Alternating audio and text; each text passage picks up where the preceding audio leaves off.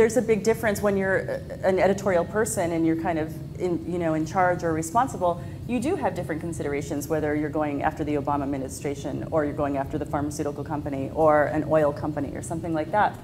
Talk about that. Talk about how people can begin to think about risk when you are interrogating big money, big power, deep pockets. Sure. Challenging power always leads to risk, sometimes physical, in the U.S. more often legal risk. Your question has a slant to it because of the phrase you used, going after. Sure. And that in part goes to the definition of a journalist. Sure.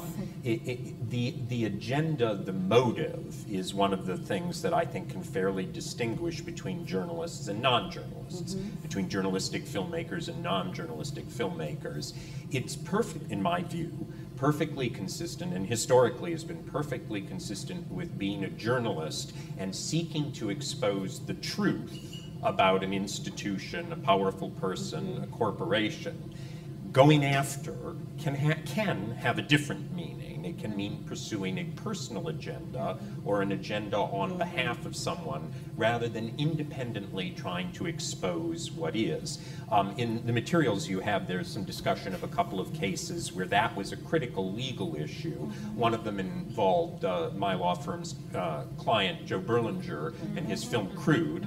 The other involved a film called The Central Park Five, which we were not directly involved in. But in both of those, the motive, the intent of the filmmaker became an incredibly important thing in terms of whether they were seeking independently to present their view of a situation or whether they instead had effectively been hired to present someone else's point of view. And as we know, at a very fundamental level, a person who is hired to present someone else's point of view is usually called a public relations specialist.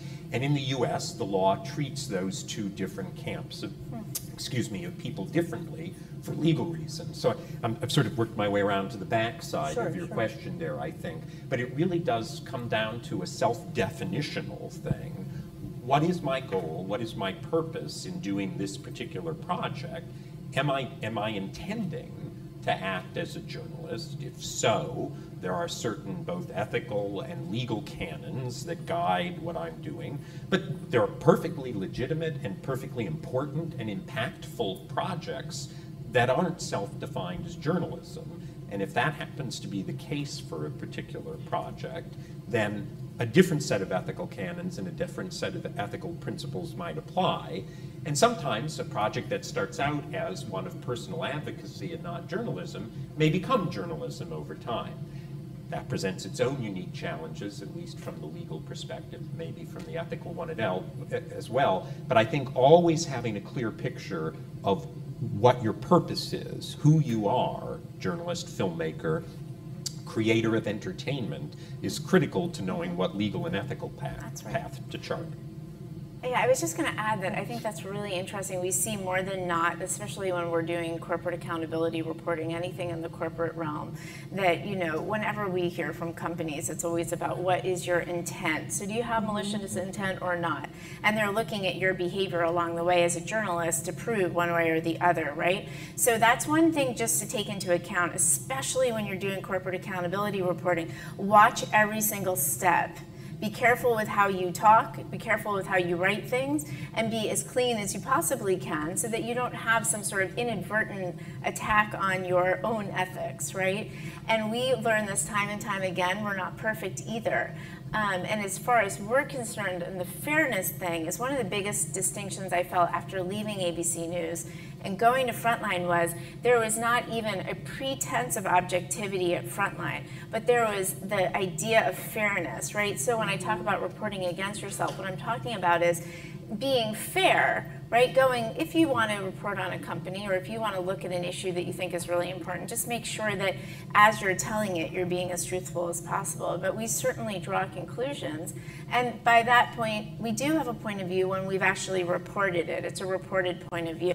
And I would argue that's your point of view too, that really at the end of the day, you reported it so thoroughly that you're able to prove journalistically, reporting-wise, that these women really had a strong point of view and they were wrongly accused and charged. So it's a similar thing in the sense that you can do that type of reporting and not have a 50-50 split down the middle. So, I mean, I'm really grateful that this conversation seems to be happening with a lot of frequency with filmmakers, because the truth is none of this is black and white.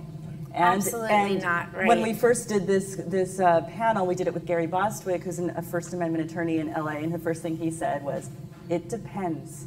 You know, and from the point of view of the law, it always depends. And that's, I think if there's one takeaway, it's just knowing, being empowered to know, you know, something might be dicey, and I might need some help, and I might need to think about how I'm approaching this and what can I do. Because I think with some of these issues that we're seeing, like with crude or other things, is it wasn't malicious intent, or it was maybe a little bit of naivete or lack of experience in that realm, or whatever it can be. But it's really, I think as a community, we need to access the resources available to us. You know, go to the website here, the Center for Media and Social Impact.